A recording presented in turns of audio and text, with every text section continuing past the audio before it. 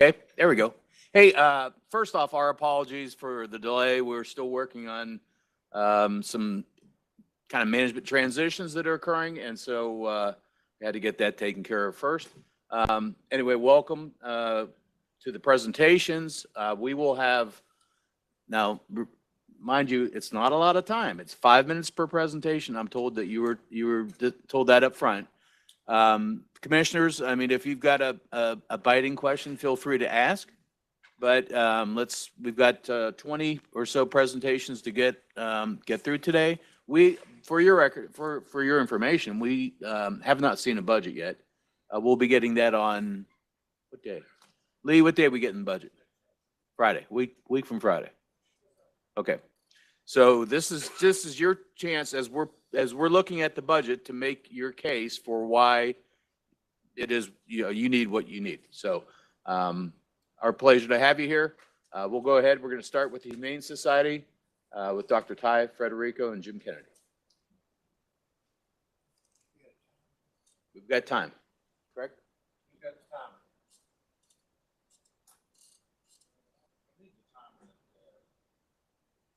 We need the timer that they have for the planning commission meeting.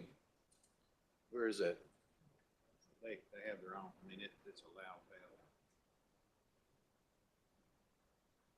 Did you get that? Sorry, gents. One more breaking the show here. Oh, yeah. Trust me. Trust me.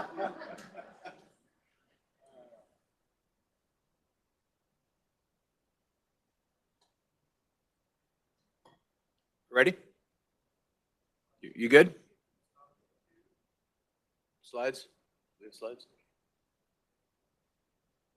No, we're just starting now for 5 minutes, 5-minute increments. And they have to have their presentation up. All right. Mr. Kennedy. Society. Joining me today here are other members of our board, Interim Executive Director Dr. Ty Federico, and several dozen volunteers who have come to demonstrate their support for HES and the work that they are passionately involved in. They represent 402 active volunteers who provided over 21,000 volunteer hours last year, and 381 foster families who took in almost 1,800 animals. I want to start by thanking those of you who have accepted our invitation to visit the shelter for individual presentations about our budget request. Those who have will understand that this is going to be a tough story to tell in 5 minutes, but we will try. I also want to express thanks on behalf of everyone at HES for the county's cooperation in working through the property tax matter that was on the agenda the last time I stood before you. Thanks to both you and the city, that matter has been resolved once and for all. And it is important for you to know that the conditions that led to that clerical error have been addressed and corrected. We've strengthened our board oversight, and I can state confidently that HES is positioned to continue providing the excellent service we've been providing to the county if we have the revenue to do it. I'm going to turn the microphone over to Ty Federico. Ty came out of retirement to accept the role of interim executive director, and let me stress that he did so without compensation. He understands the shelter and its operation as well as anyone. His commitment to the animal welfare in Hamilton County has been and continues to be nothing short of extraordinary. Dr. Federico. First, thank you for having us today. A reminder that HES is a contract vendor for Hamilton County. We perform your animal control function, which was defined in our 1999 agreement as seen here. Last August, HES exercised the option to terminate that agreement so that we could negotiate a new contract in time for the 25-26 fiscal year. To date, no contract has been discussed. So we must make sure to put that on that conversation on our respective calendars as soon as possible.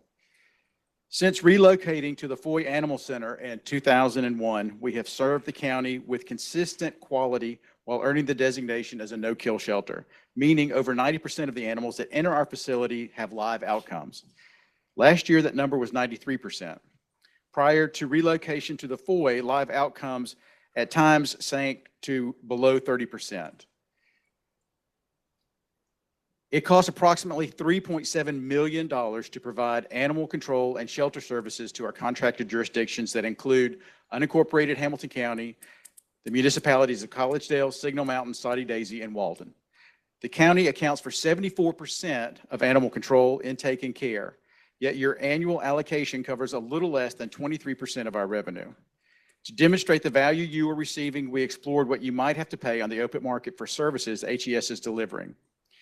This table shows the number of animals we take in from the unincorporated areas times the average number of days that the animals are in our care, either in the shelter or in foster homes, times the average cost for boarding those species were you to shop your contract on the open market. We also added our costs of responding to citizen complaints, rounding up stray, injured, and nuisance animals, plus the veterinary care virtually every one of these animals received, plus the cost of feeding. It's a lot of information, but in the interest of meeting the 5-minute deadline, focus on the bottom line.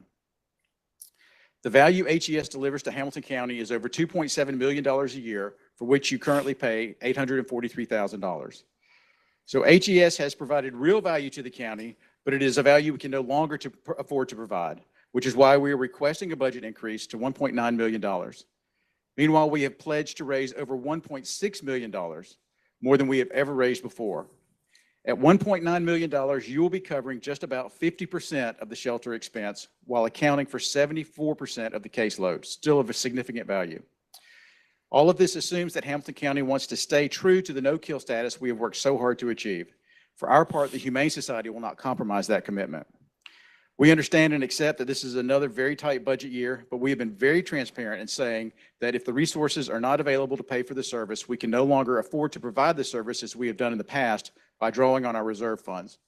With the exception of a small depreciation reserve, our rainy day funds have been depleted. Whatever amount the county decides to allocate in the interest of the citizens and animals of Hamilton County, HES will do everything in our power to deliver the best programs and services the budget can afford, and we look forward to working that out during the contract discussions. In the meantime, our invitation stands for any of you who would like to visit the Foy Center for a tour and a more detailed explanation of our shelter expenses. We would be happy to set that up. Very Please. good. Dr. Federico, what's up with our timer? It did go up? We're going to hear it? Okay. All right. Thank you. Well done. I appreciate the time that you and Mr. Kennedy spent with me. All right. Thank you. Thank you. Next up will be Arts Build. James McKissick? Would you like us to leave or? Yeah, well, we're good. We're good. Yes. We'd like to say we'll get it. We'll get our budget. Thank you. Next week. But I didn't get to finish. All right, James, let's give him like a minute. Okay.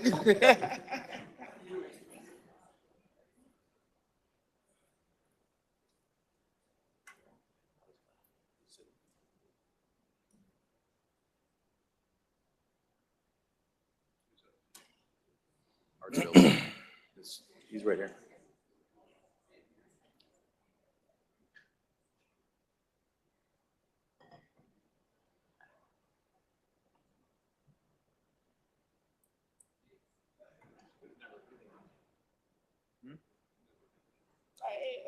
Haven't. I didn't know y'all. Well, guess what? Even if we did, we might not.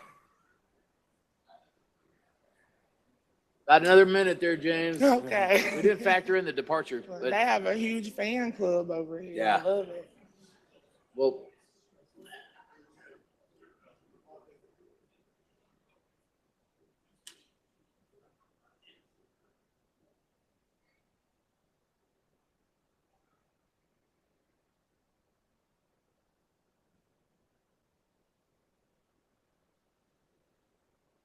All right, James. James, you're good to go?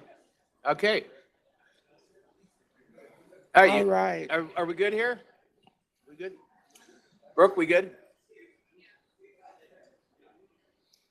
Well, thank you, Chairman, Commissioners. Thank you for the opportunity to come and share with you today. And as was stated, I'm here on behalf of Arts Build. I want to tell you a story about impact. And it's also a call to a continued partnership in the face of growing challenges. So since its inception, Our Imagine Field Trip program has provided more than 100,000 Hamilton County school students with access to high-quality arts experiences. These are often a child's first encounter with live theater, a symphony, a museum, or a professional dance performance. And this past year alone, 13,257 students and teachers from 42 elementary schools took part in these field trips, made possible through partnerships with 7 local arts organizations. And because ArtsBuild funds all transportation costs and admissions, the transportation is often between $200 to $900 per trip. We are removing a major financial barrier for schools and ensuring that elementary school children in our county have access to 5 years of arts experiences. We're also proud to be educating or to be investing in our educators. And last year, we trained 79 Hamilton County school teachers in arts integration, improving both classroom engagement and teacher satisfaction.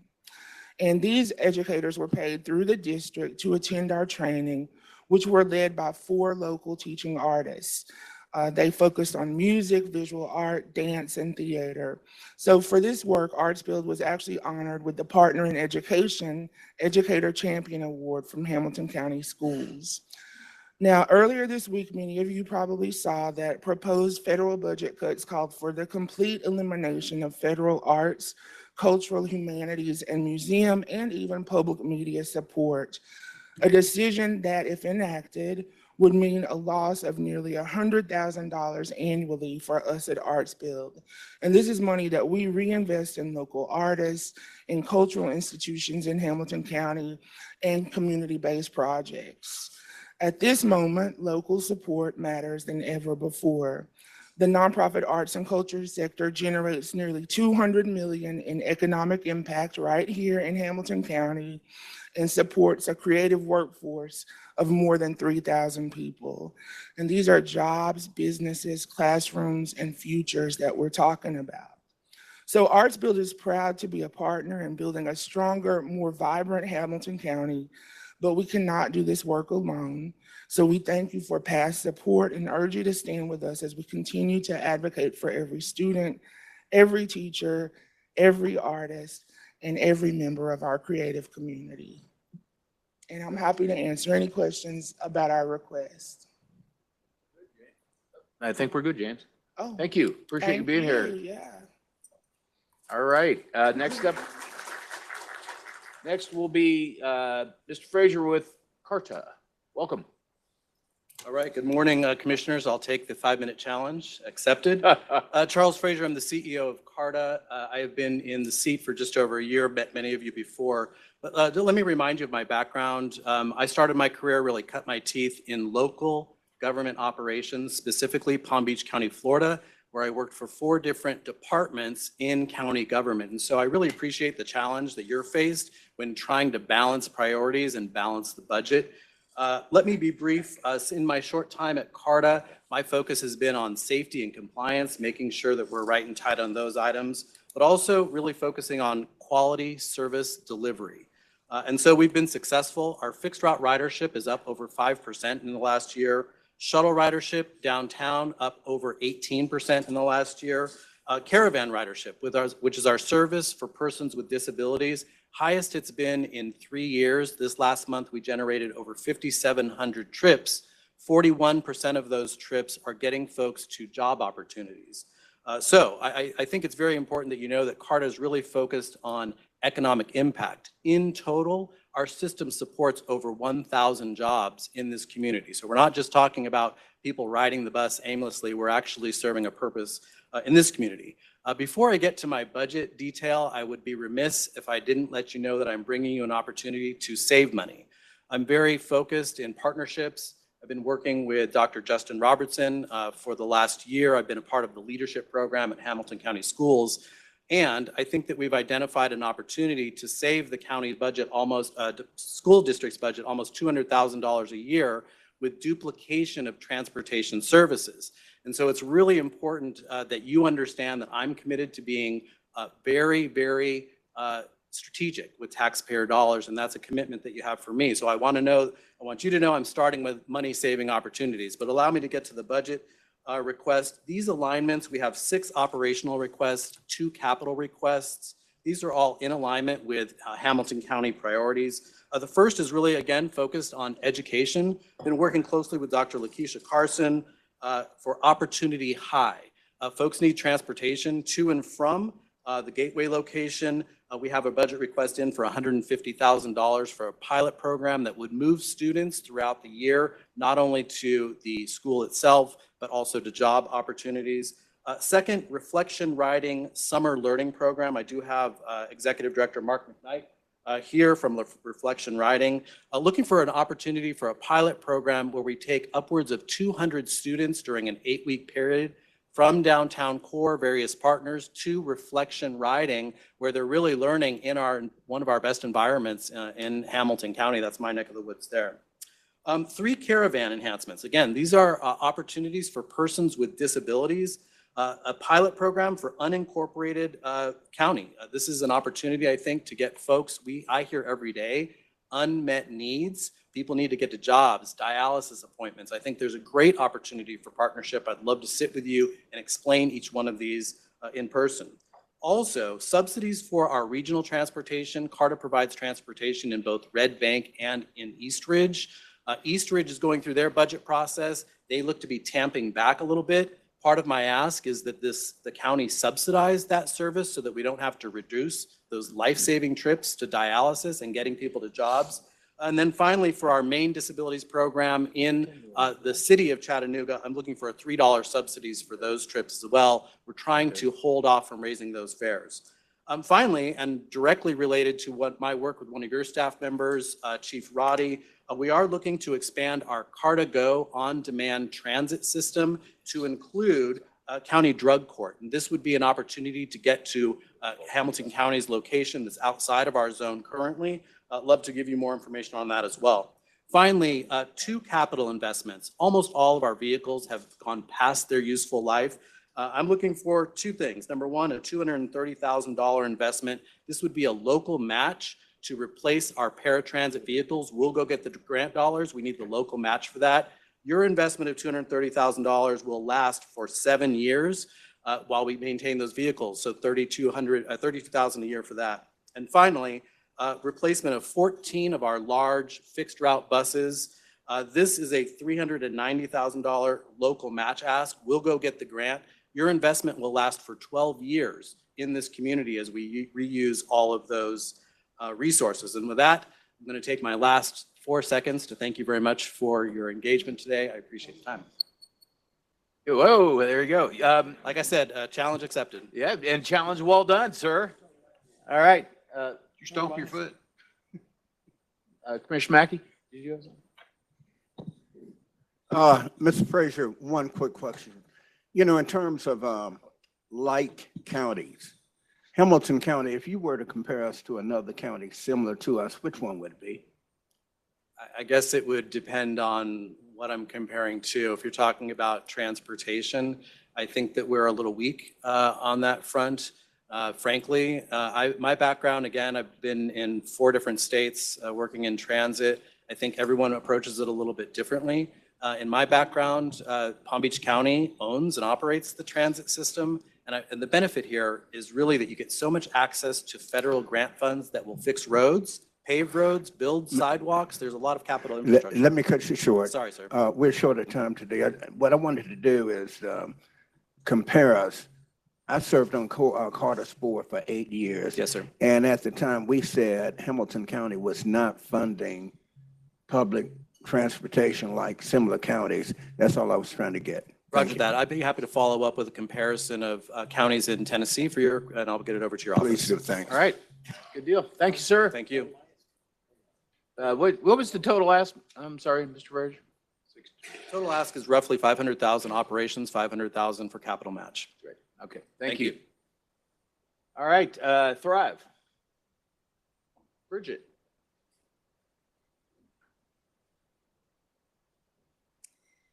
Good morning, Commissioners. My name is Bridget Massengill, and I serve as the President and CEO of Thrive Regional Partnership. We're headquartered right here, just down the street at 832 Georgia Avenue. Thank you for the opportunity to speak with you today. Thrive serves Hamilton County through collaborative research, data tools, and regional convening across a 60-county tri-state area to inspire responsible growth that affects the quality of life and certainly the economic prosperity of this place that we and your constituents call home. Hamilton County sits at the heart of Freight Alley, which is a vital logistics corridor where 3 major interstates converge, moving more than $250 billion in goods annually. Yet our infrastructure is under serious strain. I-24 alone was projected to carry 33 million tons of freight by 2035. Instead, we hit nearly 40 million tons in 2023, 12 years ahead of schedule, and are now on track to reach 63 million tons one way, by the way, by 2050. And the cost of this congestion to our local logistics dependent companies is real. Last year alone, 563,000 hours of truck delays in the Chattanooga area translated into $37 million in costs to our local economy. Local commuters are also feeling the impact, with average drive times steadily increasing over the last decade. This is resulting in a loss of time and dollars to our county workers and industry. Infrastructure doesn't stop at traffic.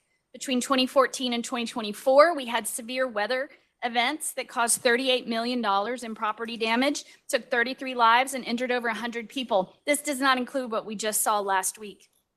Last year, Thrive piloted a new program that's connecting upstream flooding solutions to Hamilton County safety, improving flood mitigation, emergency planning, and environmental protection. Hamilton County has historically been a critical supporter of Thrive's regional efforts, and we thank you for that. You have historically contributed $100,000 annually, with the exception of last year. Today, we are asking for those funds to be restored and increased with an increase to $150,000.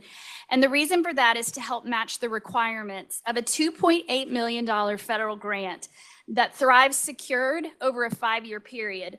The total project cost is $5.13 million, and we're responsible for $2.25 million of it.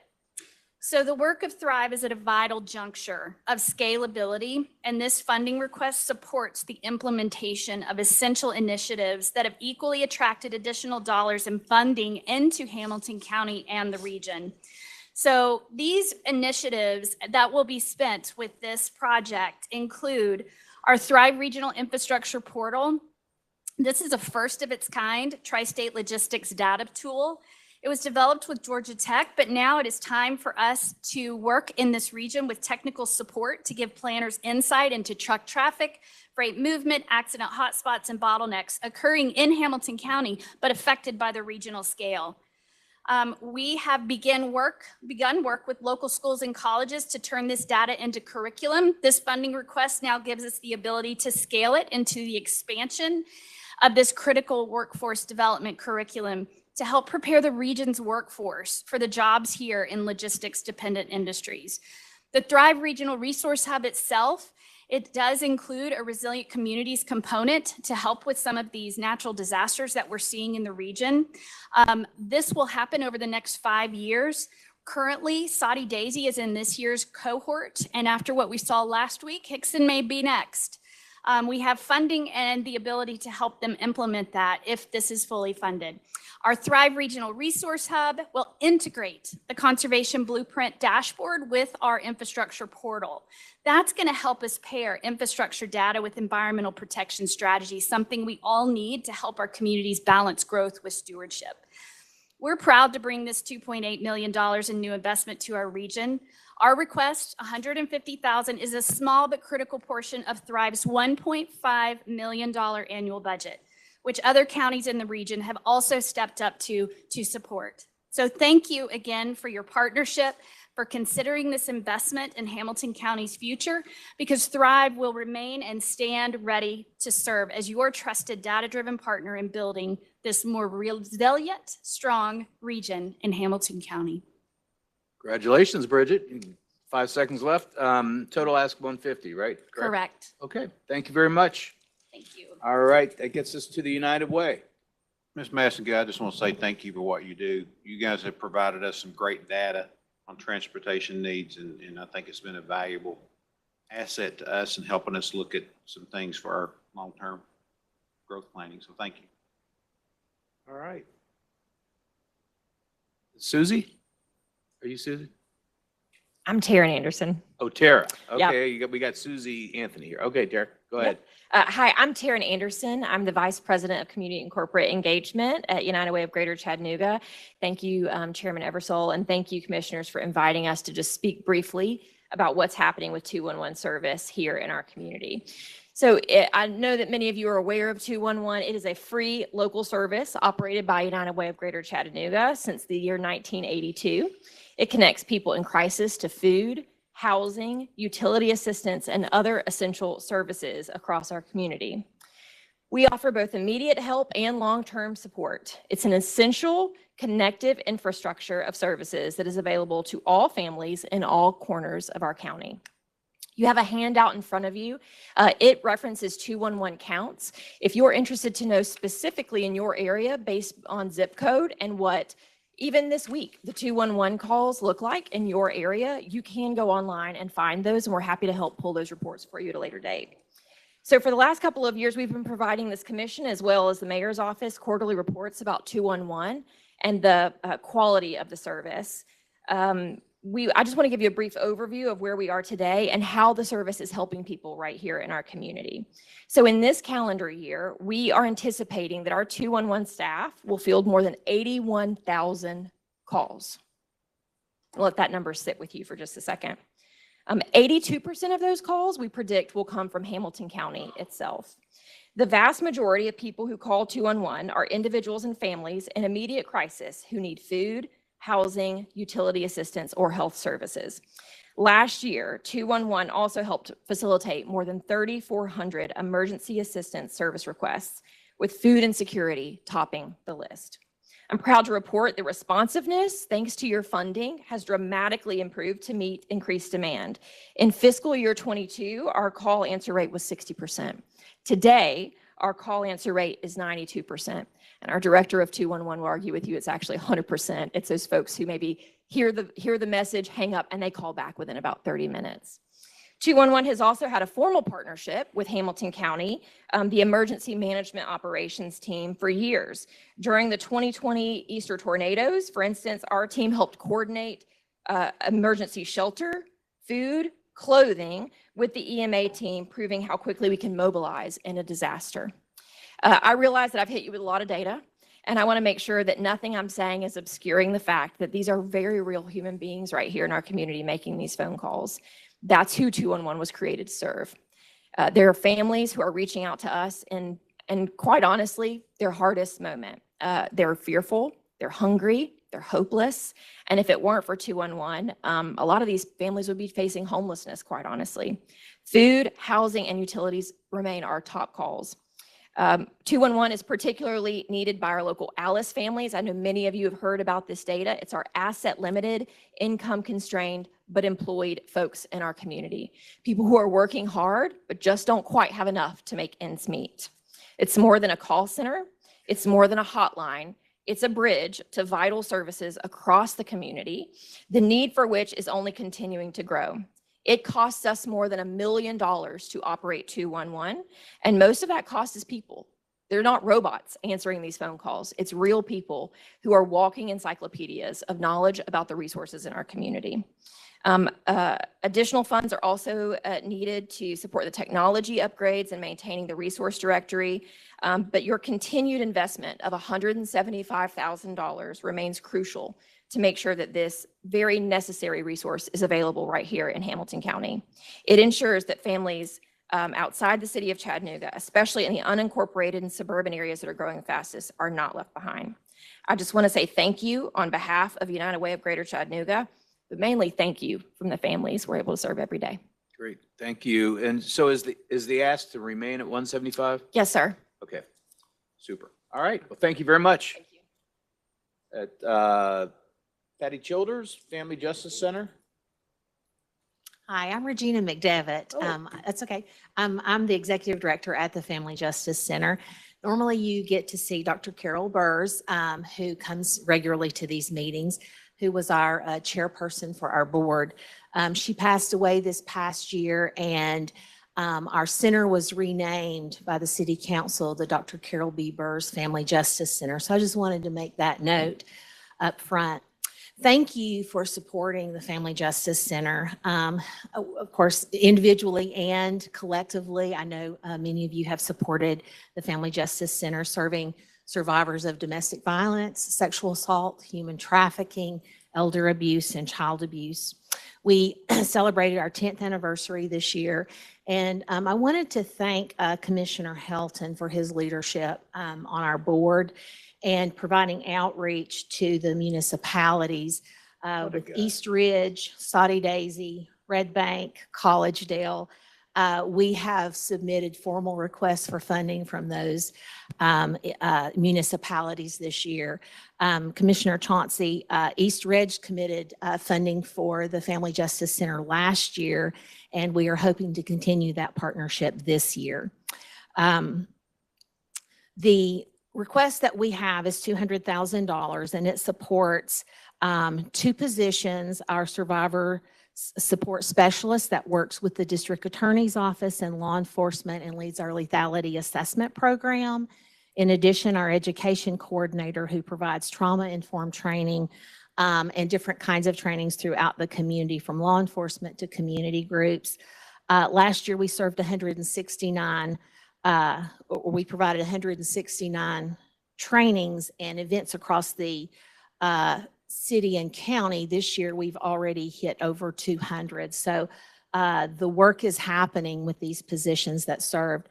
Our numbers continue to increase. In the last 5 years, we've increased 130% in the number of people that we've served at the Family Justice Center.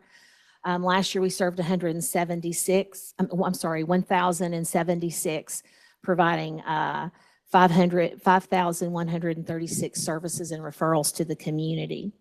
In Hamilton County, there's an estimated 9,400 women and 3,800 men who annually are experiencing domestic violence in the community and exposing almost 12,000 children to domestic violence in our community. Domestic violence is consistently one of the most reported crimes in our area, while at the same time it is one of the most underreported crimes by victims.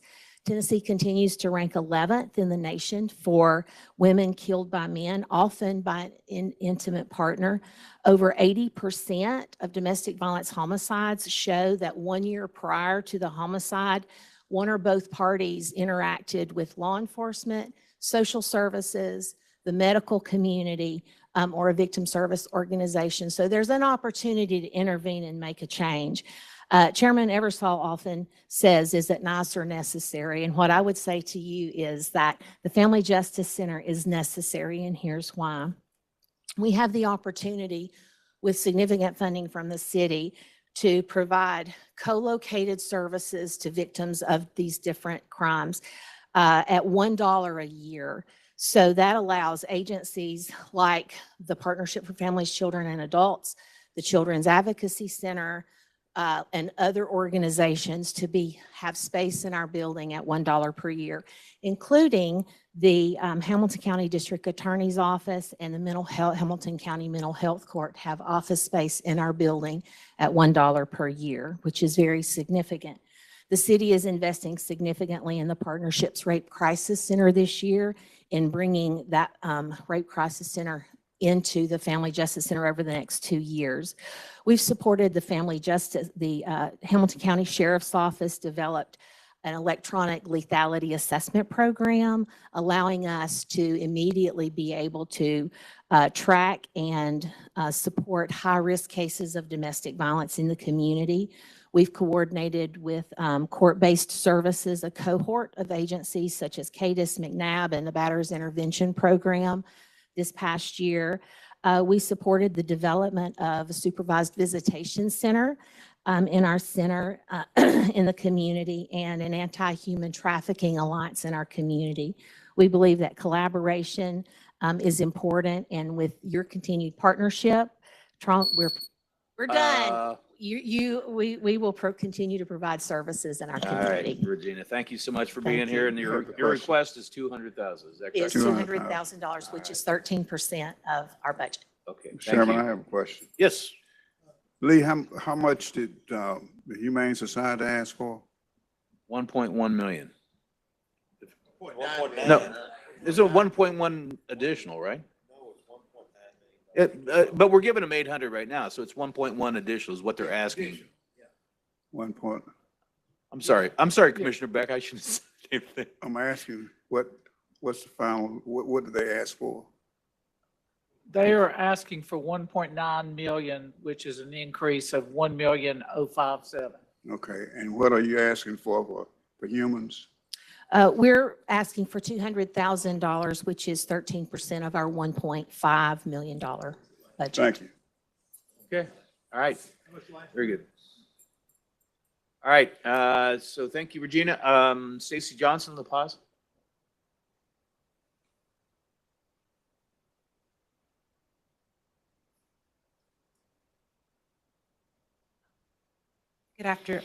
Good afternoon. Yes, my name is Vivian Lozano and I'm stepping in for Stacy Johnson today. I actually have some impact reports that I would love to share with you guys, and thank you very much. Thank you so much for having us here today. As I said, my name is Vivian Lozano with La Paz Chattanooga, and I am the Chief Operating Officer. I want to start by expressing our deep gratitude to the Hamilton County for supporting us last year. It was the first year that we had received funding from you guys, and we were very excited. When we came in, we presented you guys with a survey that we had done in 2023 that surveyed Latino community members here in Hamilton County to basically ask what kind of services they were seeking and how we could support them as an organization. One of the things that really stuck out to us is that 51% of individuals that were surveyed moved to Chattanooga because of the employment opportunities that were here. And of those that were surveyed, 84% of them wanted to start new businesses here in Hamilton County. And so we understand the importance of what it means to really look at our workforce development here in our county and figure out how we can do that to support the Latino business owners or the Latino potential entrepreneurs. And so for those that you who may not know us very well, La Paz has served the Latino community here in Chattanooga for the past 20 years, and we reach over 10,000 individuals annually. We do it through family stabilization, education and engagement, and case management. With our education and engagement, we focus on skill building, student support, business development, entrepreneurship. And so with this grant that we are, or with this funding that we are requesting, we are asking you to help us remove barriers to access and to help us continue to work with partners that create opportunities to engage our community in ways that can continue to support Hamilton County's economy, right? We understand that these businesses bring money to our community, that these are entrepreneurs who, when they create their small businesses and when they are established as businesses, they are bringing money into our county and investing in our communities. We know that many Latino residents are employed, but face barriers like limited English and lack of vocational training. 60% in our survey indicated a desire to improve their English. And through the funding that we have received, we have been able to provide English classes for free. And so we continue to request that funding to do that. We know that Latinos accounted for 36% of new businesses in 2023, and we know that Latino businesses are the fastest growing segment here in the United States. And so with our career readiness and workforce development, we are, like I said, we are continuing and we want to continue to provide ESL classes, and this would be in partnership with the Chattanooga School of Language, and it's free English classes for working adults. We offer this multiple times a week at different hours of the week to work with different schedules. We also provide digital literacy. We understand how important it is to be literate in digital skills. And so we continue to work with Tech Goes Home to provide 15-week training programs at low cost and no cost. We do on average around 4 to 5 classes a year with more than 60 students and more than 300 hours that are provided. We also have launched a first generation college support, which was really excited. This was for first and second generation college students. We understand how important it is to keep students engaged and the specific barriers that these students face.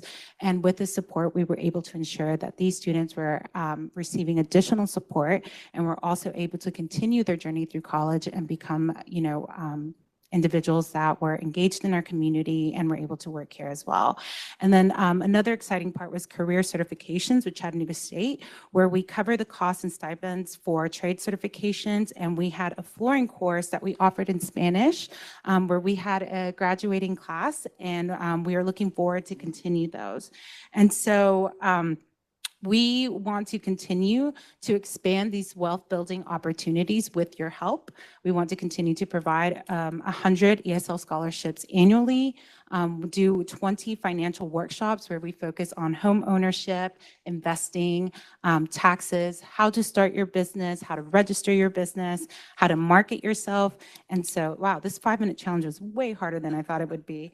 And we couldn't do it without our key partners who support us. So thank you so much for all that you do to support our work here in the community. Yeah. Happy to answer any questions that you may have. Thank you, Vivian. Commissioner Graham? Thank De you. nada.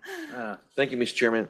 Mr. Lozano, I just wanted to thank you as well because there's, as you know, there's been a few incidents in the last year that I needed help with the Latin Americans that I represent or Latinos that I represent. And I can count to 10 in Spanish is all I can do. And that's because of Sesame Street. So I want to thank you all and thank your organization for helping me. It was a big help in the Clifton Hills district and because of the school and stuff. So thank you for your help. And I will be reaching out to you again. So thank you. No, thank you. And thank you for all that you do to support the community. As we said, we are a community full of entrepreneurs that are investing back in Hamilton County. And we care about this community. So we look forward to continuing to work Vivian, with what's your y'all. ask? I'm sorry. It's 125,000. Is that additional or No, that's just our ask. 120? So One- it's the same as last year. It's the same Very as good. last year. Yes, sir. That's what we'd like to hear. Okay, thank you. Thank you. All right, next is Katie Harbison with the Chambliss Center. Welcome, Katie.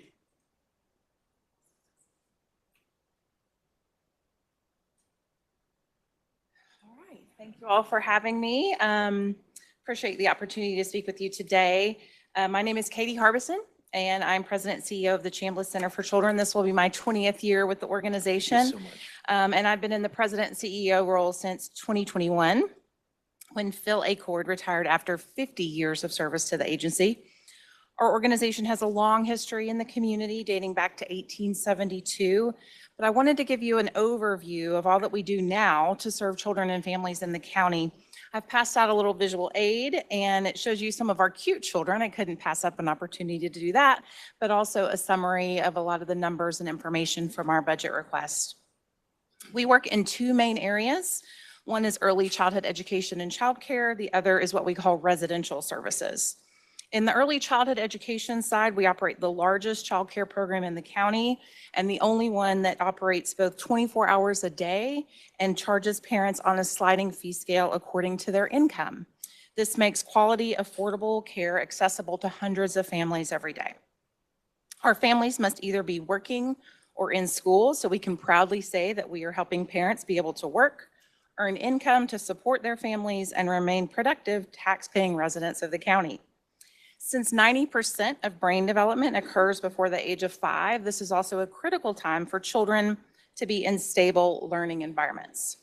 Early childhood education is a key factor in kindergarten readiness as well. So basically, early childhood education is a 2-generational strategy towards economic development.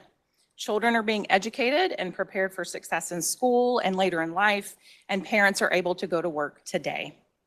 In addition to our main campus in Brainerd, we operate 6 other childcare programs throughout the county and have classrooms inside of 11 Hamilton County schools serving the children of teachers. Those are all over the county, ranging from Appleton to Soddy to Sale Creek to Nolan. On the residential side of our organization, we have the Isaiah 117 House for children who are removed from their homes due to abuse, abandonment, or neglect. Children come from all over the county on one of their worst days of their lives to the house on our campus, and they are loved and shown that God loves them. They stay in the house until a foster home is found, which could be a few hours or sometimes many days. We also recruit and train foster homes to accept children like those who have just come through the Isaiah House. These are special families willing to care for kids that have been severely abused, sometimes homeless, or maybe even part of a child pornography ring. We have seen it all, and I will tell you, these are some of the most at-risk children in our county. And finally, in 2017, we began providing housing and support to young people who age out of foster care at age 18 without a family to call their own. The Transitional Living Program serves young people up to age 24. It requires them to be working or in school, and it helps them set goals and grow into a productive adult who can live on their own. We have seen great success in this program and are the only one in the state who is serving young women who are also pregnant and have children of their own. In total, we're serving children, youth, and families in a variety of ways, and our services provide support to work through trauma, education to allow long-term economic mobility, and safety and stability for many at-risk children. Our services do not and will never be able to produce enough revenue from the families we serve, and we have been grateful for the support of this community that has allowed us to continue now into our 152nd year. The county has traditionally been a supporter of our agency, but that ended in 2012 when the sales tax agreement between the city and the county dissolved. Before that, we received up to $450,000 per year. The city was kind enough to begin support at that time in the amount of $350,000 a year, but 4 years ago, that amount was decreased to $205,000, leaving a $250,000 deficit in our budget. That is why I'm here today requesting you to consider supporting Chambliss Center for Children and the hundreds of children, youth, and families that rely on our services. Thank you, Kate. And that's the request for 250? 250, yes, sir. 250, okay. All And right. that is a little over 3% of our budget. Yeah, that's, okay. So, and we stopped giving in 2012. That's correct. Okay. Yes. All right, thank you. Thank Thank you you. very much. Appreciate it. And then we're going to do Pursuit of Happiness, Michael Gordon, and then we're going to take a 10-minute recess, and then we'll get back and do our first responders. So just kind of give you everybody, so about 15 minutes, we'll start up with y'all. And go ahead. You got 5 minutes. Thank you. Thank you. I am Michael Gordon. I am the president, founder of the Pursuit of Happiness. Our mission statement is to restore hope by alleviating the drivers of poverty. One of the unique things about the Pursuit of Happiness, our agency provides counseling and therapy for kids in our underserved community. We recently, since birth in 2021, have come in contact with 5,700 of our, let me start over. I'm sorry. We've met with over 600 families, and we have met with them over 5,700 times. I have 8 members on our staff. 5 of them have their master's degree, and 4 are our bachelor's degree. We receive a good deal of our referrals from Judge Filial with juvenile court. We are the leading agency for the SHOCAP program, the Severely Habitual Offender Comprehensive Action Program. We go into the homes where there is high gang, gun violence, and issues in the home. We also have 4 pillars, which is have a mentorship program, an internship program, and an apprenticeship program. And what we've done with just local donations and from private donors, I established a program at Howard, Brainerd, and East Ridge so that those individuals could meet with and develop relationships with some of our president of banks and presidents and owners of welding and woodworking, we were able to pay students at Howard to work and make metal fire pits. We're able to pay them $15 an hour, and also was able to bring in owners of welding companies to mentor with those students. And at Brainerd, we were able to bring in people like Tony Young from Chambliss, Mike Mathis from Regions Bank, and teach those students for the past 2 years how to run a business. Our ask is $184,000. $100,000 of it will be to help compensate 5 of our staff members. And what's really good about what we do, none of our staff are compensated unless they go out and meet with the families in their home or in their school system.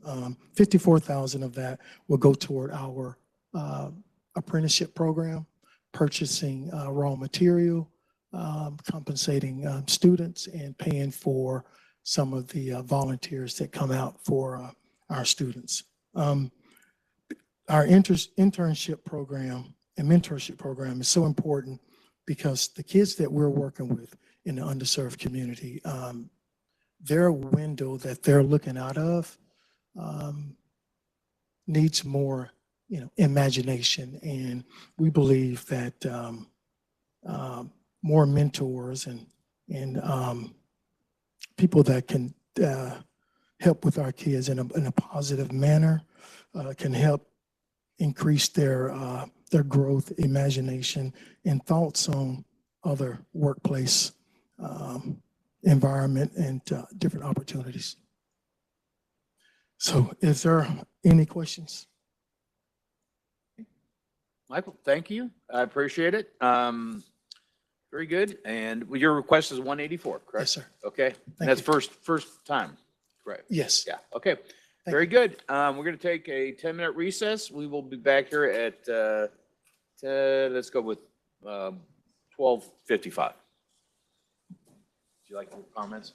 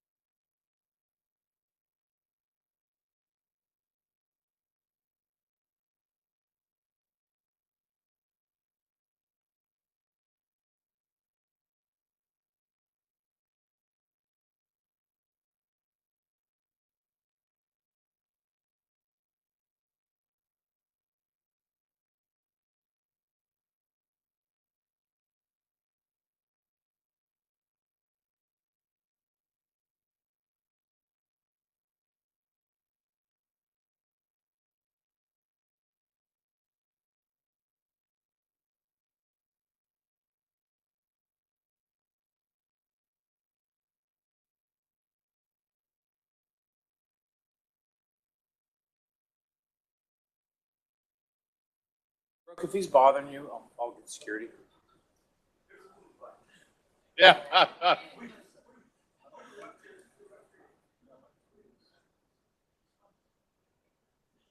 You pushed it.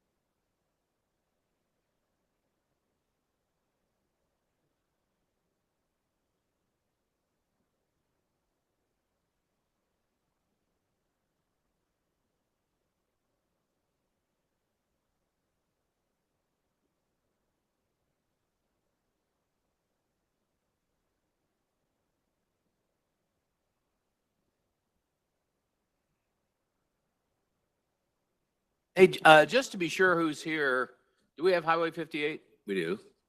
We have the Cliff team, the County Cave Cliff team, it says. Rescue? Okay, Hazmat? Okay. Walden's Ridge? Yeah. Stars? Yeah. Dallas Bay? Yeah. Sail Creek?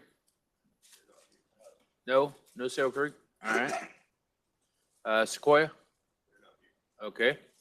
And Flat Top? There you are. Oh, there you are. Okay.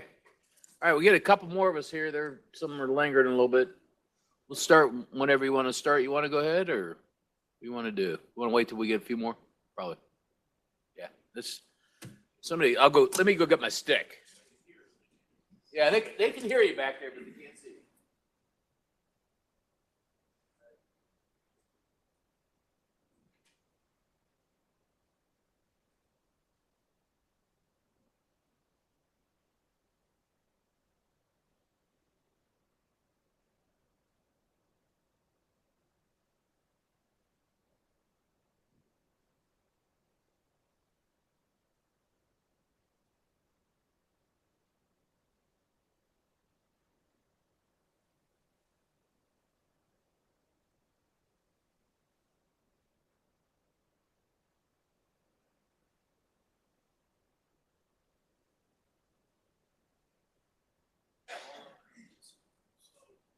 See mine. What we got? Okay. Are those all additionals? Is it up or down? They're all, but not that much. That's their total budget. So I don't know. We don't know.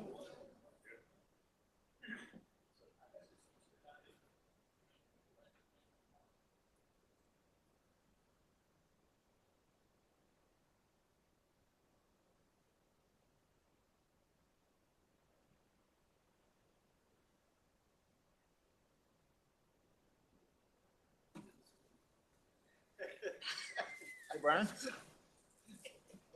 Hey, I'm good, in the meeting, but real quick, can you tell me when I got all that transferred yesterday at 9:30? Yeah, yeah. Yeah.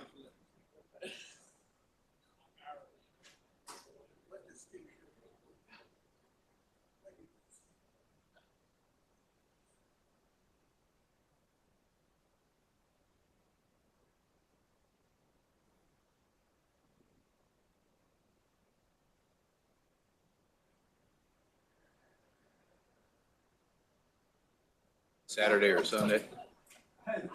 Okay, okay. All right, appreciate it, Brian. Thanks for the update.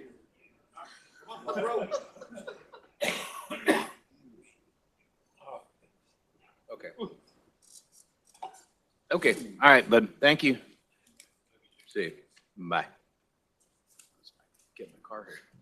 All right, we're good to go. Thanks for your patience. Y'all got here by 9:30 this morning.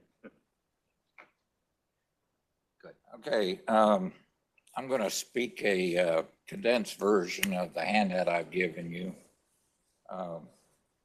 Hamilton County's fire service needs are provided by 8 volunteer fire departments to a population of more than 127,000 from 24 fire stations. Chattanooga has a population of more than 181,000 and provides service from 20 stations. Tri-Community Fire Department provides service to more than 50,000 of the unincorporated area's 127,000 population from 7 stations, with 5 located in the unincorporated areas of the county. Chattanooga Fire Department has an operating budget of over $65 million. Hamilton County provides $2.7 million to operate the county's hazmat team, fire training division, and to help the Chattanooga Hamilton County Rescue Squad, Hamilton County Stars, and the 8 volunteer fire departments. This is a $62 million savings to the taxpayers of Hamilton County. This is what supporting the volunteer fire services does. It saves a lot of money. Tri-Community Fire Department respectfully requests that Hamilton County provide support to the unincorporated areas of Appleton, Ottawa, and East Hamilton County in the amount of $1,160,186 in the upcoming budget. This request is to help cover the operating costs of 5 of Tri-Community's 7 stations. Justification for the request: number one, the building values in the unincorporated areas of Hamilton County exceeds $18.1 billion. That's with a B. Tri-Community has 43% of the unincorporated building value of Hamilton County within its fire district. Number two, the number of land parcels with buildings in the unincorporated areas of Hamilton County exceeds 48,000. Tri-Community has 36% of the unincorporated parcels with buildings on it within the county within its fire district. The population of the unincorporated areas of Hamilton County exceeds 127,000, and Tri-Community has 40% of the population within its fire district from the unincorporated areas. Number four, the number of runs made by all the fire departments in the unincorporated areas in Hamilton County in 2024 was 8,958, and Tri-Community ran 34% of the total runs made by the 8 volunteer fire departments. Number five, the requested funds only reflect funds for operating expenses for the 5 unincorporated stations. Capital improvement funds for the 2 fire engines that are on order, the expansion of the Mountain View Station 2, and the new construction of the East Brainerd Station 6, along with salaries, are not included in the request. The citizens in the unincorporated areas of Hamilton County deserve a well-trained and maintained fire service. Tri-Community has 145 men and women providing such services to the department and to the citizens that serves as firefighters, medical technicians, rescue technicians, and non-combat support personnel. I will let you read the number 7 and number 8 from your thing at your leisure. Basically, in summary, fire department response to emergencies is a vital and essential service, whether you live in a city or in the unincorporated areas of the county. Volunteer fire departments save taxpayers a great deal of money, but they still need funding in addition to donations and the subscriptions that they fund themselves with. So we ask for your help. Thank you, Chief Pitts. So 1.16, is that an increase of how much? The 1.16 you're asking? It's a little increase over what was requested last year, but it's about almost. 519,000 increase? It's almost double the funding that was provided last year. Okay, so 519 was what the request improved. 519 last year. It's a 519 increase over last year. Then that adds up to 1. Yeah, I think last year we asked for 800 and something thousand. Okay. Well, very good, sir. Always good to see you at our meetings and appreciate what you do.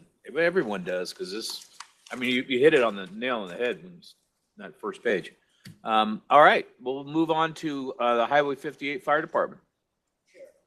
Sure. It's right here. It's in this handout. Go ahead. Chief Hutchins, Highway 58 Fire Department. Didn't really write anything up. Chief Pitts pretty much covered it. You're gonna hear the same thing from every one of us. It's there. So you should have my budget in front of you, what we're running. It was submitted by, they didn't send it to y'all? Wow. Yeah, it's on, sir. Oh. Where is it on here, though? I don't see it.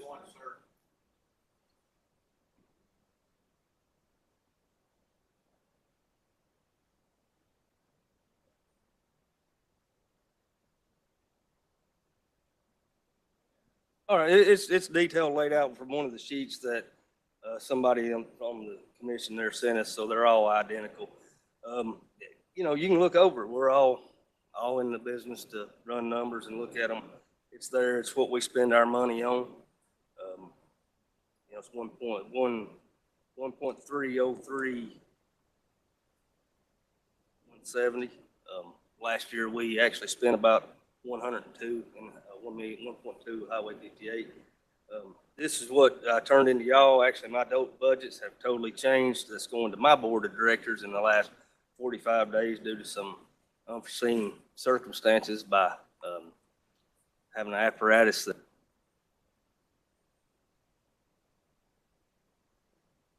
new truck. We're looking at 800,000 just for a new truck. So, but if you got any questions about my budget, I'd be more than happy to answer them. Show you where the money's going. It's not, it's all there. That's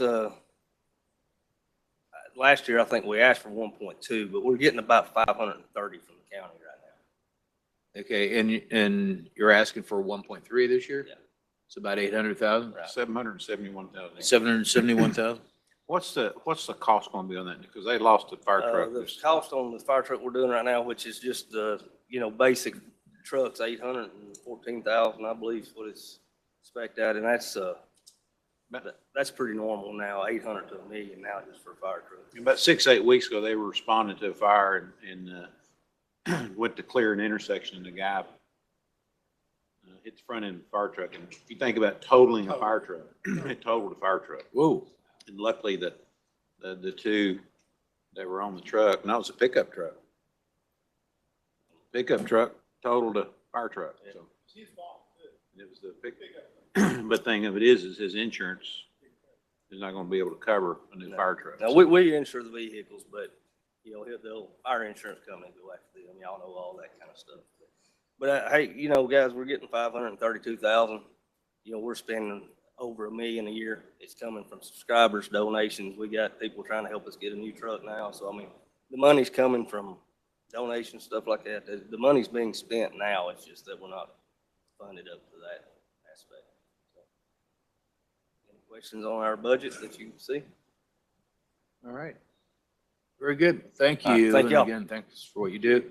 All right, Hamilton County Cave Cliff Team. That's what it says here.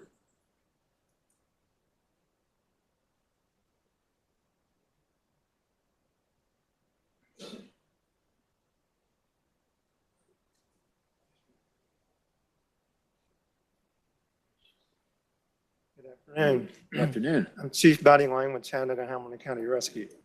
And we also are known as the Cave Clip Team of the area. So for over 80 years, we've been operating in Hamilton County, providing rescue services, support services, rehab services to the county and the region all around. This year, our budget request was $83,500. That's an increase of $1,000, a little less than $1,000 from last year. We do have in our budget request $121,600 for a new rehab truck.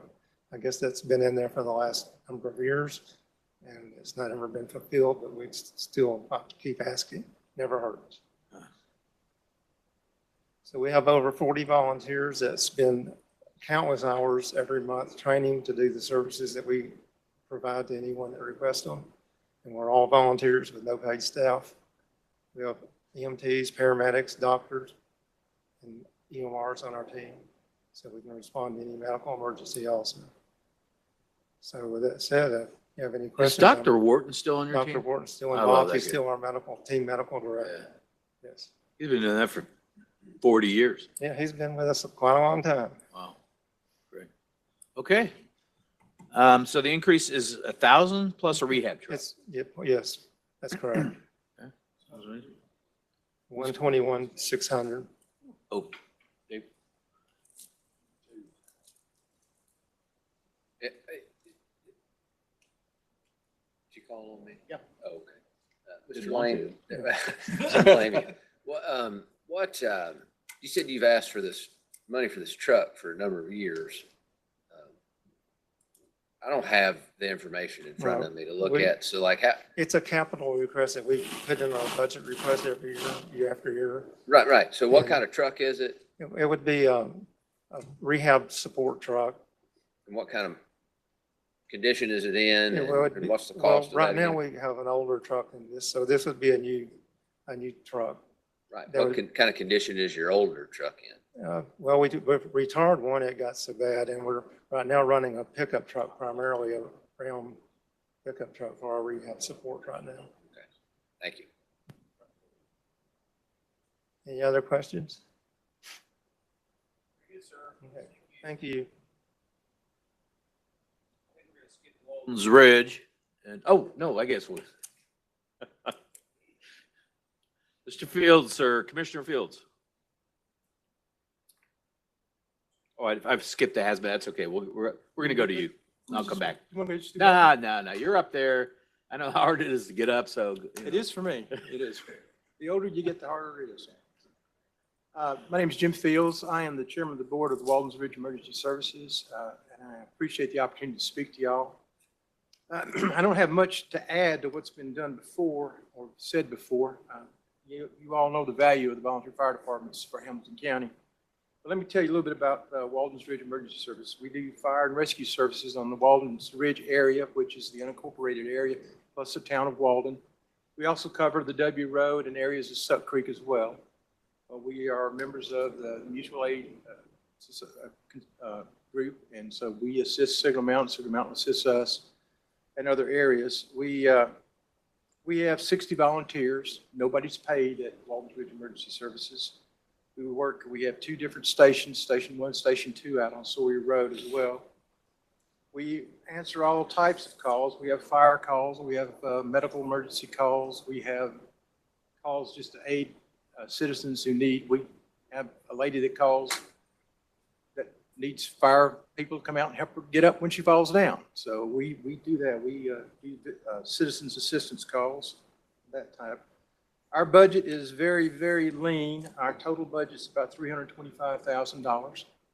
We are a non-subscription fire department, and we don't charge anybody for our services. We get donations. We also get funding from the town of Walden provides funding, and Hamilton County provides funding. Last year, I believe y'all funded us at $145,000. We're asking for $165,000 this year for our operating budget. We were fortunate enough last year to receive some additional funds from the county to help pay down some debt that we have on. We purchased 2 light-duty service vehicles that we run emergency calls with. We currently owe about $286,000 on those vehicles. So we have an ask for that of $125,000 just to help us pay down that debt. And then we're also asking if there's additional funds where you have to change out hoses every 10 years.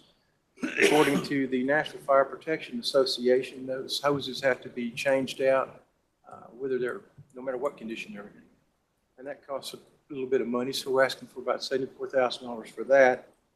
But the ask for the operating budget is $165,000.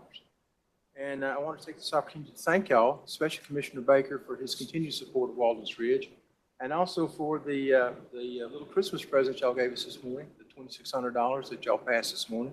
That will be used and used very appropriately. But I will be happy to answer any questions that you have. But I would emphasize that we have a very lean budget. We don't pay anybody. We don't have any cars that people take home, anything like that. We basically provide as much service as we can for the dollars that we get. And we thank y'all for your continued support. So. Yeah, and Scott Pierce is on here. So what? Scott Pierce, isn't he one of your? He is our treasurer. Yeah. Amazing. Number 2 guy at Blue Cross. As I'd never thought. Well, he's one of the reasons that we're able to do what we do with the money that we have. Yeah.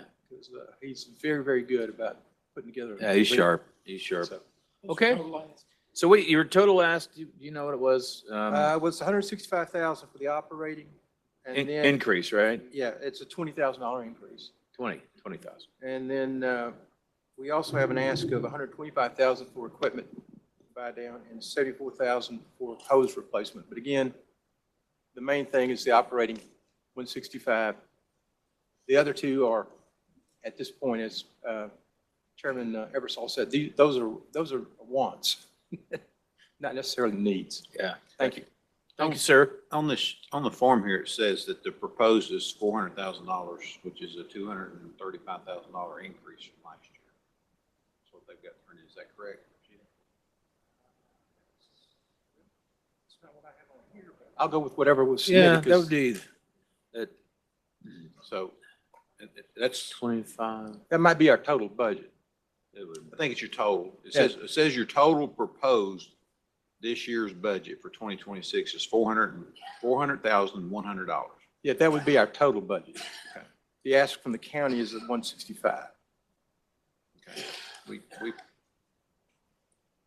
probably need to update that because right now it's the ask to the county on here shows $235,259 is the ask from the But I think county. if you add the 165 plus the 125 plus the 74, it probably comes up. So. Any other questions? Good. Thank you. Thank you. Thank you. According to 235, 259 is what I've got as total ask.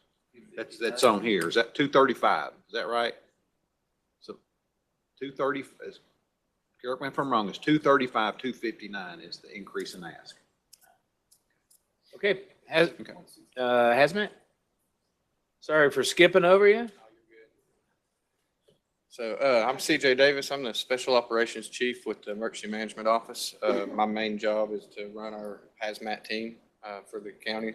It consists of about 25 volunteers and then about 8 of the full-time people from the Emergency Management Office. We make up the hazmat team. Over the last couple of years, we've added several vehicles to our fleet through like taking them from EMS we've asked for several in capital purchases the last couple of years and didn't get those. So we've found other ways around it, taking some used vehicles and making them work out to save some taxpayer money. So this year, our biggest increase, we're trying to update our PPE. We're behind on that, and we really need to update PPE. for our team. Trying to update our air packs, SCBA's, turnout gear, things like that. And instead of asking for, like $500,000 capital purchase, if we can do it over about a 4-year period, $100,000 over about a 4-year period. And then it cycles every 5 years, that has to be replaced anyway. So then we can just keep that cycle going. So that's where you see the biggest increase in the budget this year. And we've also added, we don't just do hazmat anymore. We've seen the need throughout the county for assistance with the other departments for wildland fires, water rescue, things like that. So we've updated and added UTVs to help support our other departments with wildland fires, water emergencies, things like that. So with the added equipment and the added services that we offer, of course, it takes more money to keep up with the equipment, so things like that. Okay. So what's the total ask? 212. Increase? Increase from 76. It's about 3 times, but like again, we've doubled our fleet. And then PPE, we got about 25 volunteers. It's $5,000 a set, and an air pack's about $10,000 a piece. And those need to be replaced. So looking at your budget, it's going from 86,000 to 211,000. Is that correct? So about 130. it should have been last year, 76.5. I got it amended at 86,384. Okay. And then the request is 211,500. Okay. So about $150,000 increase.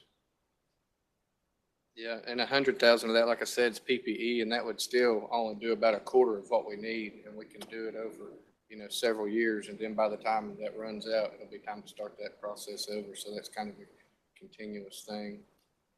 Okay, all we see is the gross request, so we don't see the breakdown. Thank you. Okay, doke. Appreciate it. We all good? We're good? All right. Let's see. Stars.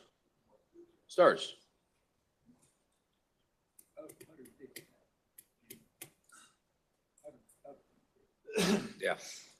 Good afternoon. Thank you for letting us come talk to you today, and thank you for the past budgets and any future budgets. We've asked basically for a $26,000 increase over what we got last year. We have 47 members that volunteer, and that budget of $126,000 is less than 2 employees. So we're providing you 47 people for less than what it would cost to pay 2 people. We do swiftwater, dive, and wilderness search and rescue and assist in incident command. Last year, we brought to the table a rescue boat at no cost to the county, over our regular budget of $103,000. And I can't stress enough that all of our volunteers just want to be here to help the county. We've had some problems last year. We blew an engine in one of our main rescue trucks.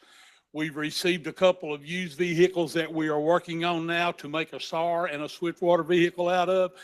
And we're happy with that. We'll take old vehicles and make them work, and we'll continue to provide a service for the county and for the other departments that need us to help them. And we certified 36 new people in Swiftwater technician last weekend, 7 additional instructors and a instructor trainer. We have 17 divers, 10 of them are public safety. The other 7 will be public safety by the end of the year. And that's it. I'm here for any questions you may have. So I'm seeing your budget going as amended from last year, 103. It was a little over 103,000 last year. And We've you want- asked for 126, and that's directly because of a blown engine in a vehicle. We've got 2 vehicles we have to put emergency lighting on, and that costs basically $10,000 or $5,000 a vehicle. So that's 10,000 of the cost right there. Plus, we used to keep a $20,000 zero limit for emergencies because we're such a small department, and we spent that last year. We've got $24,000 in our account today.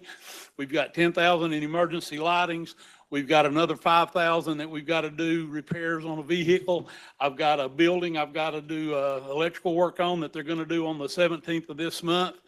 But we're watching our pennies. I Oh, mean, yeah. we try to be, But I'm just showing 116.5 as your request. I'm sorry, what? 116.5. Yes, sir. Last Well, year amended was 103. well, we amended it when we got the new form, but I mean, that's okay. I'll be happy with 116. I actually came in here and had written it down and skipped over it. You can see it on my paperwork where we were going to reduce it back to 116. Right here. Yeah. Yeah, 13,000 increase, reasonable. Not that any of these requests aren't reasonable, because it's, like Chief Pitts pointed out, I mean, that first page says it all. Well, we're happy with whatever you give us. We'll make it work. That's our job. Thank you. Appreciate it. Thank you, sir. Thank you. Fire and rescue boat is just awesome. Yes, sir. We're proud of that one. We built about a $250,000 rescue boat for about $210,000. County did. Amazing. Okay, Dallas Bay.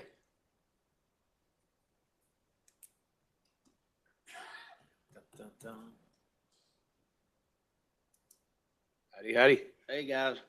Thanks for bearing with us all day here. Yeah, listen, I guess ours would be the highest increase of $1.2 million, being we are unable to put money back for new purchases.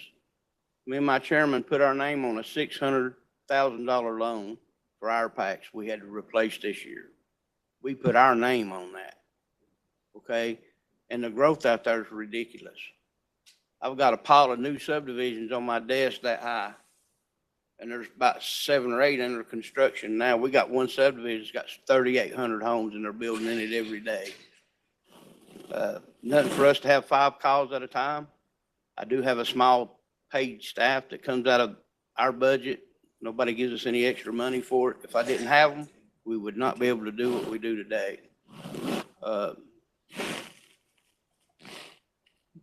We go to CPRs back to back, sometimes 2 at a time. It's just getting so hard, we're gonna have to put some more paid people on. We go out sometimes 20 times a day. You can't ask a volunteer to run all day and all night. They just can't do it. And I'm not the only one, the other departments are facing the same thing. Just make sure I understand it.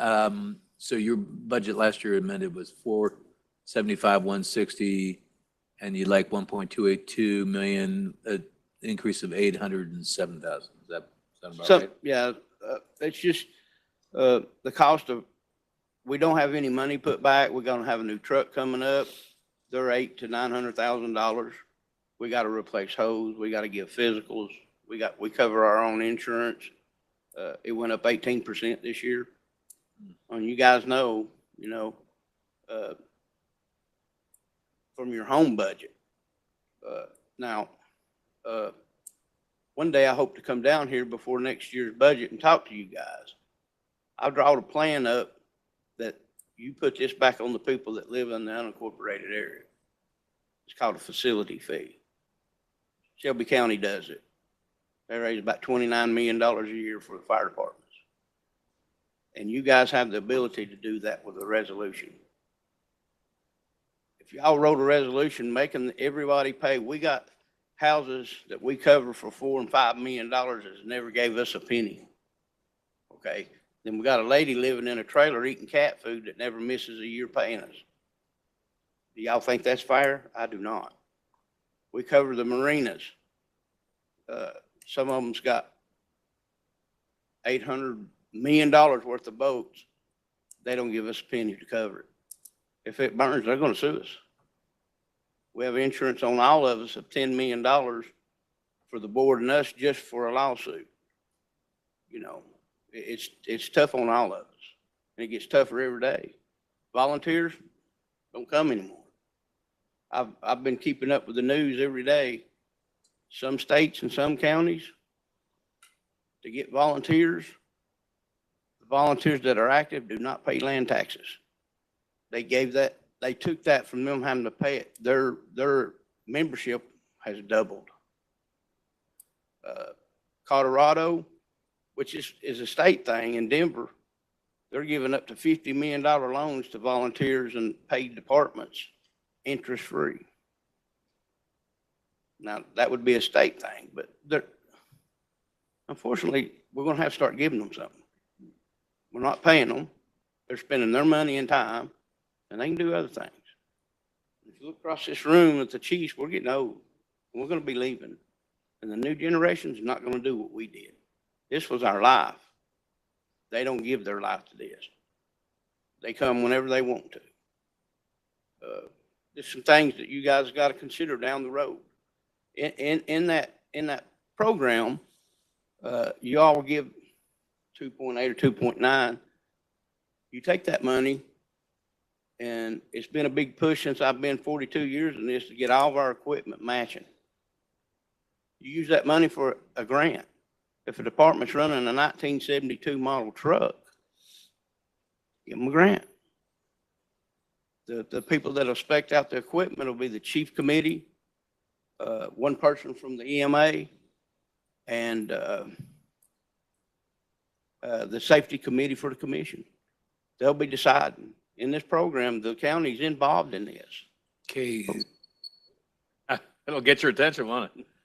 All right, well, that's interesting. We'll be interested to hear more about this, what they do in Shelby County for sure. Got a couple lights here. We've got Commissioner Graham. Thank you, Mr. Chairman. Thank you for your service. Thank you for your many, many years of service. Yes, Your idea, your idea of them volunteering and not paying property taxes, we at this level, we can't forgive property taxes. I mean, it comes from the state. So with you saying that, what I would do in your shoes is I would petition our state legislators. You know, we've got a great group. Yes, sir. And see what they can do to forgive those taxes through. One us, of them but lives on in the my state. district. Huh? One of them lives in my district. Yes, sir. And Used that's to be what a I'm- commissioner. Yes, sir. And that's what I'm saying. We as a body don't have that authority to forgive Yes, sir. taxes. So, but I mean, it's not a bad idea. It's actually a very good idea, but that would have to come through the state. Well, Pennsylvania done it. At one time, they had 380,000 volunteers. Before they started doing something, they had 26,000 volunteers. Yeah, Now well, it's starting to grow again because people's getting out of having to pay taxes. They're each volunteering. state has their own constitution though, and their own set of rules. So, Yes, sir. so your state representative, you know, they could take that to the House and work that. I don't know if they can get it passed, but they can take it up there and bring that to their attention and discuss it and, you know, vote on it that way. But that would have to come from the state. I think it's a great idea, but I was just advising you to take it to the state. The concerns I have and I guess some of the other folks is if we don't get this straightened out, we're gonna fail. Volunteers are gonna fail. Yeah, I agree with you on the. You guys gotta help us out The because legacy thing there, for the sure. volunteers don't come. We gotta get people out wanting to volunteer. I hear you. We did This that is- count last year and we got 17 juvenile out of that count. But they're not to where they need to be yet, but hopefully they'll stick with us. It's good. Commissioner Sharp? Yeah, thank you, Chairman. And I'm sorry, I'm trying to read your shirt, sir. Chief, is it Fritz? Yes, sir. Fritz, I got it right. My glasses, I think I've got to get my prescription redone, maybe. In your hearing. And my hearing. And I talk too much. Yeah, kind of all the above. And all joking aside, Chief Fritz, I agree with what you're saying, and I think you bring some things to this board. Well, one, they're insightful to me, and I think that they're certainly worthy of our consideration. If you guys could just write a resolution forcing everybody to pay what we're asking. Well, so what I'm getting to is, I can do some research, we can ask our attorney's office to do some research, but if you have a copy of the I have everything on a resolution PowerPoint. and the corresponding legislation statute that provides for that, I would be very interested in looking at it. And I think that you make very good points. Now, I say this halfway jokingly. I don't know if it carries for a Democrat bringing it. But I care about people's houses and their livelihoods and all that as much as anybody. But I would be interested in doing that unless somebody else wanted to pick it up and carry it. Well, So let's get together. what I was looking at is I feel that eventually there'll have to be a countywide fire department, somewhere maybe 20 years, 10, 15. If we have that program and we're buying the same equipment, there's not a cost for you guys to pick up. And with the money that we receive, I've got the study of how much houses is in each district, how many businesses, everything. We would generate $2 million for what we charge right now if everybody paid. $2 million. And what upsets us up there is the people that need the money pay. The people that don't pay. I understand. And that's not fair to the people that do pay, you know. If you got a $5 million house, you can afford $70 a year for a 24-hour service, because we're a combination. We're not a volunteer anymore. We're a combination. We have paid people and I paid hear you loud shields. and clear, sir, and I appreciate you bringing it up to us. If you don't mind hanging around, I'd like to get your contact information. We'll sit down over a cup of coffee. Yes, sir. Thank you. All right. Thank you, Chairman. Okay, just be sure, Sail Creek, oh, Gino? Yeah, I just want to brag on Marcus a little bit. All right, moving on. No, I'm kidding. He puts his whole life into this. We have had these conversations about how to generate, raise money. I think he shared some of it to other people. We heard a little bit of it when we were over in Murfreesboro several months ago in that fire class. Whether we could do that or not, but if we could, it would be great, because it would generate the amount of money these people, every one of these groups that we're hearing from today. And like Marcus said about it is, I have a lot of residents in my district that he covers. He's also covering medical in Sequoia until they get their medical. He has a big operation, pretty similar to Tricom and 58. They have pretty equal size, but thank every one of you for what you do. House is burning, I'm running across the road, y'all run in, so. See.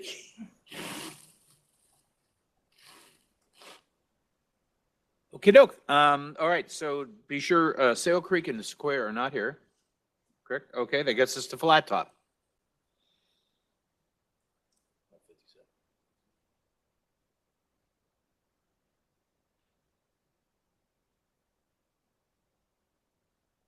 Danny Welch, Fire Chief Flat Top. This is Chief Terry Webb. We built a building, the ISO people told us that if we could get another truck, a pumper tanker, not just a pumper, but a tanker with a pump, that it would decrease everybody's insurance, homeowners' insurance on the mountain. And we're getting blasted by people starting new homes out there everywhere. It's the growing part of Hamilton County, no doubt. So we're trying to figure what we can buy. We can't buy new. We did build the building, and that took what money we had saved pretty much to take care of it. We're still got some concrete work and stuff on the front of it to have it completed, but Gino's got some pictures that we took of the finished building. It's a nice building. It's a 40 to 50. Also, Hamilton County has went ahead. We've got enough people trained to do EMR calls in our district. Before, we didn't have enough. We've got 4, maybe 5 people that's qualified, and so we're looking at buying a used, maybe a pickup truck, a 4-door pickup truck, for them to be able to run calls on that. What we've got now is a mini pumper, and it's just a little bit hard to use it for a medical vehicle. Also still got to put a propane tank at the new building.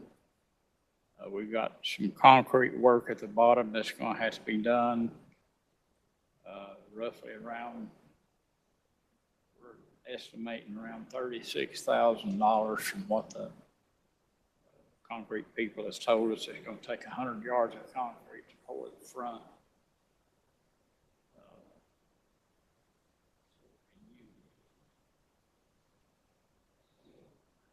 Pumper tanker, new ones, I know we can't buy that. It's $600,000, $700,000, $800,000.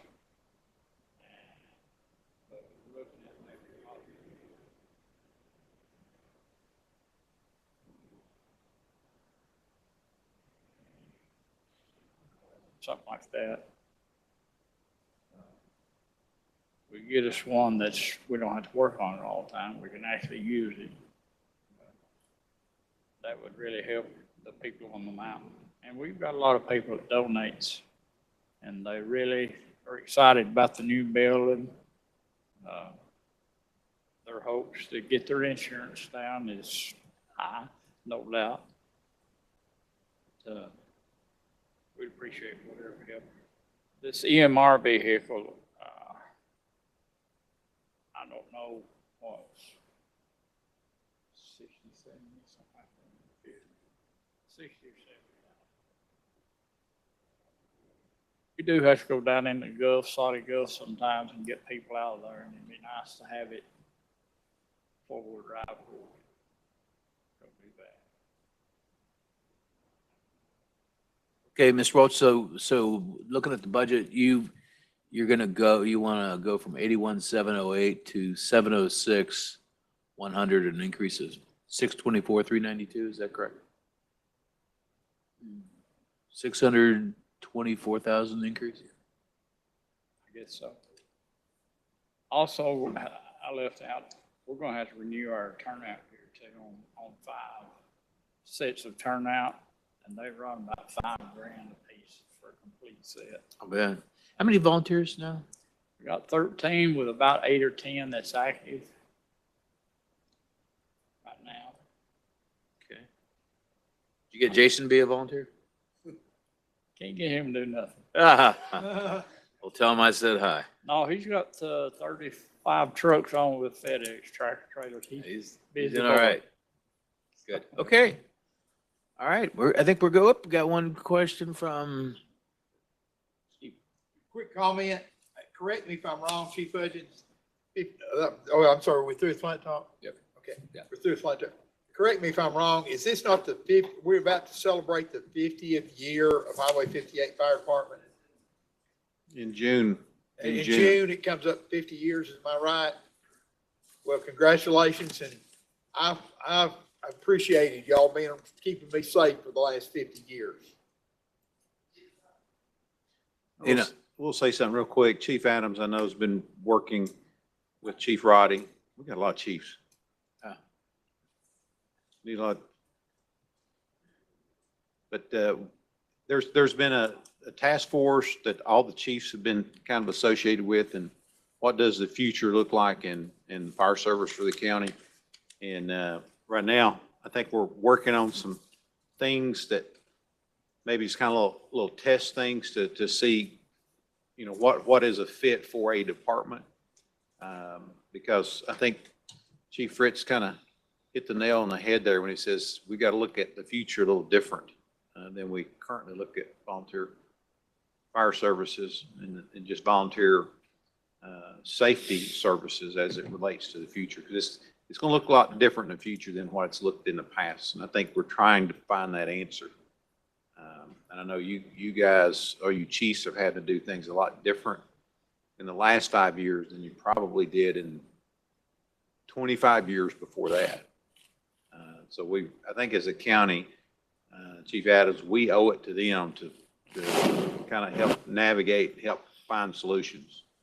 Because I think in some cases, and I hate to say this, but sometimes throwing money at it's not going to fix it. Sometimes we get, the culture's changing, right? So sometimes we've got to figure out how to change with the culture. We got to find new solutions, new avenues, and I think I think what you guys are working on is will help us find some solutions, hopefully a lot sooner than later. So, but I appreciate what each one of you you chiefs do and your departments do, because they're obviously a very valuable resource to our county. Yeah, and I'd just like to say, I don't know, I mean, see y'all, particularly Chief Pitts comes up here a lot, and definitely like Commissioner Eversole said, you know, how much we appreciate what you do. I don't know each one of you, but I do know Walden's Ridge, and I know it's a family environment. I know I had another friend who just recently joined. I even thought about it, but thank God I'm old. You know, it's like, it's just a cool atmosphere because of what you make it, because of what you do, the service you give to the community, but it's family. You know, your barbecues, your Christmas parties. I mean, when we go to the Walden's Ridge Christmas party, and we go to a bunch of stuff. It's far and away the best party I ever go to. My wife said that, because it's all about love and everybody taking care of each other. So pretty cool, pretty cool. So thank you again. I'm sure what you do is what Walden's Ridge does and everyone else, and just want to say thank you for what you do. If I could say, I'm more familiar with STARS and 58, somewhat with TRICOM. But what Commissioner Baker said, they are families. You go out there, you go to their parties, you don't see just the volunteers. You see the spouses. You see quite often it's both spouses working as volunteers. Then you see the children there, and I mean everything you have has kids with it, and it is a family oriented, and there's generation after generation that are doing it. And I know TRICOM 58 STARS does that. And I cannot tell you how much I appreciate what every one of you do all the way across the county. So much. Thank you, Commissioner Howard. Commissioner Mackey? Thank you, Chair. Highway 58, about maybe 10 years ago, we lost a kid. And can you, I mean, I know we are in budget, but are we still acknowledging him?